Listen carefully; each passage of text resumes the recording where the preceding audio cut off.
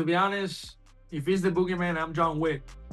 Doesn't matter, you know? So at the end of the day, it is what it is. I'm not, he's just another dude just like me. He's gonna bleed just like I'm gonna bleed. He's gonna feel pain just like I'm gonna feel pain. It's fair game. He breathes oxygen just like I breathe oxygen. It's the same thing. Xander Zayas confidently declared himself the winner of the fight with Jaron Boots Ennis, totally on his elite skill set and ring IQ, which he believes is superior to his opponent. I feel like I do have the edge on footwork. He's a very good fighter when he's standing. When somebody's standing in front of him, he throws a lot of punches and combinations, but only when people is in front of him. When he doesn't have people in front of him, it's hard for him to move around and throw punches at the same time. So yeah, I do have the advantage in footwork. I don't know if that's gonna be the only advantage I have on fight night. I feel like I'm gonna be bigger than him too. But again, it comes down to June 27th. It doesn't matter what he brings. I know I'll be ready. I know I'll make the adjustment like I always make them, and I know I'll win. Looking at the bigger picture, Zayas makes no secret of what this fight means to him, viewing it as the next crucial step in a journey that is about far more than just a win. For him, this is about legacy, and he is chasing history. I feel like, obviously, I take every fight as the very most important fight of my career because obviously it's the next step, and this is no exception. Only difference is that we have a former unified world champion in front of me, somebody that is on his prime, somebody that supposedly is the man in the division, and now I gotta take on him. But nothing different, just another step, another fight. I know what to do. It's gonna be the same four corners. There's gonna be one referee. It's gonna be 3 judges, and his corner and my corner. Simple as that. It doesn't get any simpler, and I'm excited for it. I feel like this is what legacy is all about. Weighing in with the wisdom of a legend, Roy Jones Jr. addresses the elephant in the room, the prospect of Boots stepping into what will effectively be hostile territory in front of a passionate Puerto Rican crowd. His message is simple and direct: block it out, because when that bell rings, the only thing that matters is the man standing across from you. You don't need to worry about the crowd at all. The crowd ain't fighting. Only him and Xander fighting. It's not like they're gonna have a gang against a gang. Nah, it's just you. You know what I'm saying? When I participated there, I love the Puerto Rican crowd, but I knew most of them gonna be cheering for Tito. That's cool. That's their man. What you expect them to do? So yeah, they're gonna be cheering for Xander. That's cool. That's their man. What you expect them to do? But they're not fighting you. You only gonna fight him in that ring. You don't know about fighting nobody but him. That's why they got a referee. They got judges. They got security. And you ain't fighting with one person. Still, when all is said and done, Jones Jr. tips his hat to Zayas as a legitimate and dangerous champion, but lands firmly in Ennis's corner when it comes to the intangibles that separate good fighters from great ones, and makes clear that at this level, those edges tend to show up exactly when the fight is on the line. You know, it's yet to be seen. You know, it's like I said, I'm not saying he can't, because I've seen Xander, and Xander is pretty good. Intangible wise, I don't know that he can do everything Boots can do, because Boots does have a lot of intangibles that Boots can do. I've seen him do a few more because he's been around a bit longer than Xander. But Xander's got to know how to make an adjustment. So that being said, we'll have to see what happens. I don't know who will win the fight. The intangibles do lean toward Boots to me, but Xander's a hell of a fighter, a hell of a champion, and I've seen him in action up close when I had Slava fight him, and he gave Slava a pretty good, he made a good adjustment on Slava. Looking beyond the immediate challenge, Zayas makes clear that June 27th is just one chapter in a much larger story. While his focus remains locked on the task at hand, he leaves no doubt about the destination. A victory, in his eyes, would cement his place at the very top of the 154-pound division and open the door to the elite competition he has been chasing all along. The focus is obviously June 27th, fighting and beating Boots Ennis. But I do stand on it. Like I told you, I don't say anything out of context. I don't say anything I don't mean. I mean it when I say I'm gonna run through this guy. And he knows it too. But at the end, I gotta fight June 27th, come out victorious, see who's next. And if he wants to get it next, we could get it going. Again, I never shy away from anybody, but obviously being mindful that the main focus right now is Jaron Boots Ennis. Despite all the respect Boots holds for Zayas as an undefeated and unified champion, Ennis makes one thing abundantly clear. He views this as his division, full stop. The credentials and titles are acknowledged, but they do not change how Boots sees the outcome. He steps into this fight with the quiet, unwavering confidence of a man who believes a knockout victory is not just possible, but inevitable. Like I said, this is my division, and no matter how much confidence he got, this is my division, and I'm about to show the world and stamp it come June 27th. That's what I've been waiting for, and you know, being on a big stage, and y'all know when a big fight is in hand, y'all know I come alive when a big fight is in hand and the stakes is high. You know, that's when I shine my best, and I'm excited. I can't wait to show the world, you know, the rest of my abilities and put on a beautiful show and a beautiful knockout. Turning to the criticism aimed at his defense, Ennis is having none of it. He shuts down Zayas' claims without hesitation, flipping the script entirely and asserting that when the numbers are looked at honestly, he gets hit less than most fighters operating at the top level, a rebuttal that is as confident as it is direct. Did y'all watch Xander? Yeah, of course. Did y'all watch Xander? He get hit a lot. He get a lot, and I don't know what, like these narratives that everybody keeps saying I get hit this, that, and the third. I still get hit less than everybody's favorite fighter and straight like that. But these guys want to put they got to find something to talk about, you know, because when you great at everything, you know, they just pick one thing. You know, like I said, he gonna see firsthand though. It's different when you in there with me. And I told him this at the press conference. I'm like, it's different when you in there. I'm a lot faster than what you think. I'm a lot stronger than what you think. My ring IQ is way higher than what you think. I punch a lot harder. It's gonna be real. Analyzing deeper into the tactical breakdown, Zayas does not hold back when dissecting Ennis' resume, making a pointed observation that cuts straight to the heart of this matchup. He suggests that whenever Boots has been forced to deal with a fighter who can box effectively from the outside and refuse to stand in front of him, the cracks have begun to show, and for a fighter with Zayas' footwork and ring IQ, that is not just an observation, it is a blueprint. That we know we can take advantage of and that we're working on in training camp. But most of these fights, if you see them, they're literally all the same style. They're literally all the same type of fighter, come forward fighter, smaller than him, that they have to fight in the inside. There's no other options for them. They don't know how to fight. And when he did have a guy that was able to fight in the outside and still was smaller than him, he struggled. He struggled not for 12, he struggled for 24. You know? Talking about with Karen. Yes. So I'm just saying, I feel like most of these guys, they are just tailor-made for Jaron Boots and his style. Beyond the fight itself, Zayas takes a moment to reflect on something that runs far deeper than boxing, the honor of carrying a Puerto Rican legacy that has produced some of the most beloved champions the sport has ever seen, and the weight of responsibility that comes with wearing that flag on his back. It is an honor. It's an honor for me to represent Puerto Rico at the level that I'm doing it, to write history in my own way, in my own terms. I feel like it means a lot to me to be alongside those great ones in the history book of Puerto Rico boxing, you know? So it's amazing. I'm glad that I'm part of it. I'm glad that I keep writing my name in that history book, and excited for what the future holds. And that meeting with Tito is a great guy, man. Tito, I have a good relationship with him. He's always very, very supportive of me, and he always shows me love, so it's amazing. Staying in the corner of experience, Coach Kenny leaves little room for doubt when it comes to his prediction, expecting Boots to get the stoppage, and sooner rather than later. But it is his tactical breakdown that truly stands out. He identifies what he believes is a critical flaw in Zayas' defensive game, an inability to roll with punches effectively, leaving his head dangerously static when he switches into offensive mode. Strong inside 10, maybe 8, maybe inside 5. I like, what's his name? Xander. I like him, but I noticed something with him. When he's in offense mode, his head is just sitting there. And you can go back tonight and watch all of his highlights. He don't know how to roll punches. He blocked pretty good. He got angles, but sometimes you gotta roll, and he don't roll.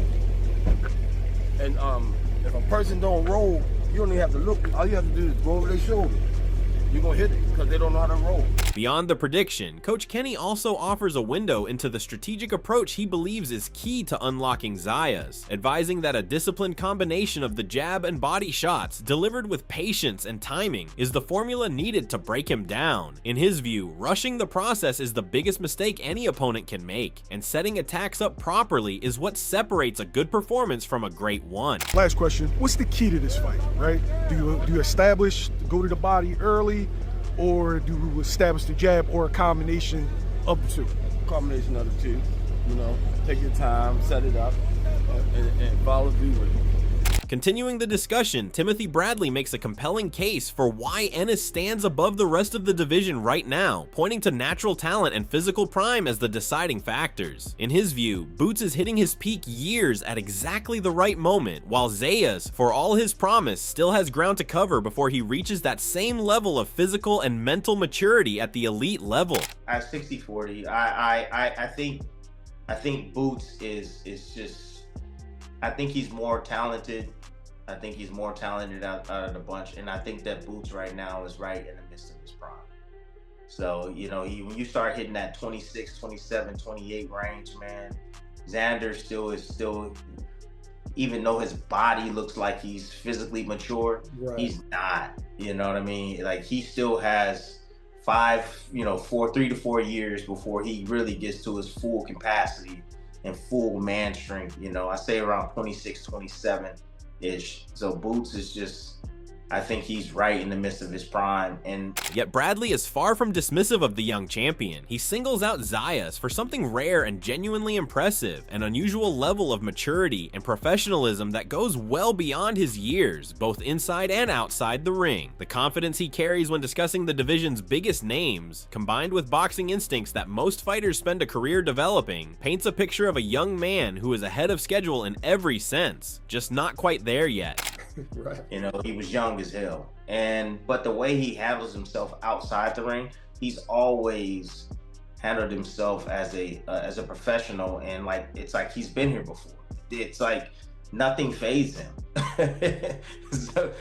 so like it doesn't surprise me that he's like, I want Boots. He's always said that he wanted to fight Boots. He's always said and told me that he's always wanted to fight Virgil Ortiz. He said he's like, I'll beat, Fedora. He said that too. He's like, I'll beat Fedora. I'll beat him right now, you know?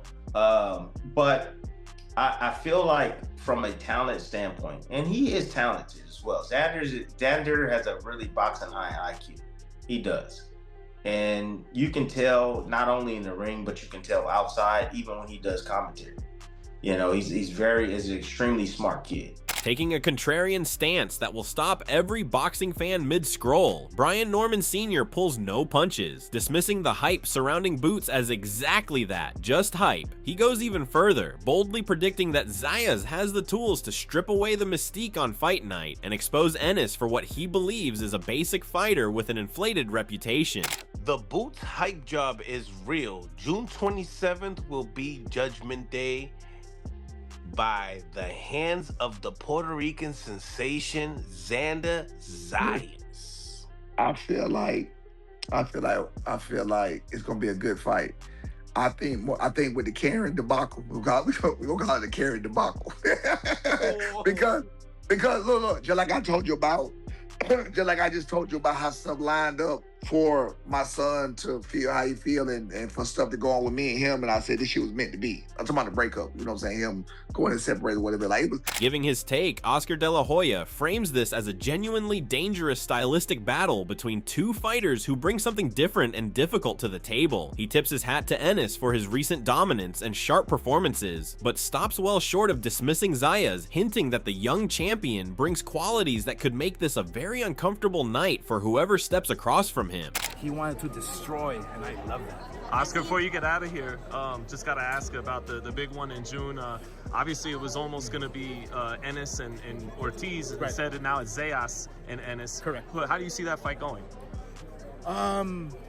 Yeah, I think it's stylistically, it's a great matchup. I think Boots is very, very talented. He's in his prime, obviously. He's facing a guy who knows how to use his distance and throws hard punches, combinations. He has the will to win. I mean, this is going to be a great fight. I don't know who's going to win. It's tough to call, but you might have to give the edge to Boots just because he's on a roll, you know, with his past opponents, the way he's been handling them. When it comes to strategy, De La Hoya gets specific without giving too much away, pointing to one particular weapon that he believes could be the key to controlling this fight from start to finish, and leaving little doubt that, in his view, discipline and simplicity will matter just as much as raw talent when the bell rings. He's a complete fighter, but I feel that, yeah, it'll be a great fight. And what is the best advice you could give Zayas against Boots Ennis if he's going to pull off that upset? Jab. Jab, jab, jab. Floyd Mayweather Sr. used to tell me, throw 40 jabs around. Nobody beats you. After your jabs, combinations, nobody beats you. That's it. And you were really impressed with him. So he's gotten a lot better, you feel, in the last couple of fights? Xander Zayas has gotten better. Opening up on the matchup, Lamont Roach Sr. zeroes in on the unique pressure Zayas carries into this fight. 2 belts on his shoulder and a point to prove to everyone who ever doubted him. He is firm in his belief that those titles were earned the hard way and that Zayas is a fighter on a genuine upward trajectory rather than one simply protecting what he has. He got 2 belts, man. It's confident somewhere else. He keeps saying, hey, man, everybody doubt him, so he's going to come out trying to prove something, man. You know, he didn't win those 2 belts by accident, so he's a world champion for a reason. And you got Ennis trying to be one of the faces of boxing, not just a champion. He wants to solidify himself like one of pound for pound is. Well coached, got more spurns, and with that spurns that Boots got, man, I see him winning that fight based on what I seen him as a kid, and I think he wins that fight. Yeah, I think so too. So here's the deal. We had a Senate hearing yesterday. I don't know if you versed on it. You're looking at stuff going on with Zuffa and how they, you know, they're not trying to play with everybody else, trying to do their own thing. You've been keeping up with that? I'm keeping up with it. I keep it up with it. I must go back and watch some more. Adding another layer to the conversation, Keyshawn Davis steers the discussion into deeper waters, away from the highlight reels and into the mental side of the sport that most fans never see. He gives Zayas genuine credit for embracing this challenge with open arms, calling it a sign of real ambition and competitive spirit. What do your eyes as a fighter see? I know he's super talented, super dynamic. Yeah. But what is it about him that's like gives you that high level of praise that's just different about him? His mentality. A lot of people and fighters don't understand, like, a lot goes into fighting and the mentality tells it all. You know what I'm saying? Shouts out to Xander though for even going about this like that. Like, he ain't have to fight Boots. You know what I'm saying? Like, I respect Xander, like, all the way. Super respect Xander. But I came up with guys from amateur and now he pros. Like, that man Boots been, like, Boots is bad. He's a bad man, you know what I'm saying? And it's just levels in this sport, you know what I'm saying? So I do think Boots is going to get the win for sure. Throwing his weight behind what is shaping up to be a blockbuster matchup, Winky Wright cuts straight to the point. Greatness is not handed out, it is earned. And in his view, the only way to truly cement your place among the elite is to step up and beat the best, a standard that makes this fight not just exciting but necessary. You can only be great by beating somebody great. You know what I'm saying? You can have a bunch of wins with no great win. You're just a good fighter, but you want to be great, you need to beat another great fighter. So they got the opportunity, and I hope they do it. Jaron Boots Ennis versus Xander Zayas is the kind of fight that could reshape the future of boxing. Will Ennis prove once again why many consider him one of the most complete and dangerous fighters in the sport? Or can Zayas rise to the occasion and score the biggest win of his career? Does Zayas have the tools, timing, and composure to solve the Boots puzzle? Or will Ennis's power, versatility, and experience be the difference when the pressure is at its highest? And if these two stars finally meet in the ring, how do you see it playing out? Let me know your predictions, scorecards, and fight breakdowns in the comments below. If you enjoyed this video, make sure to like, subscribe, and turn on notifications so you never miss the latest boxing news, fight updates, interviews, and breaking stories. Thanks for watching, and I'll see you in the next video.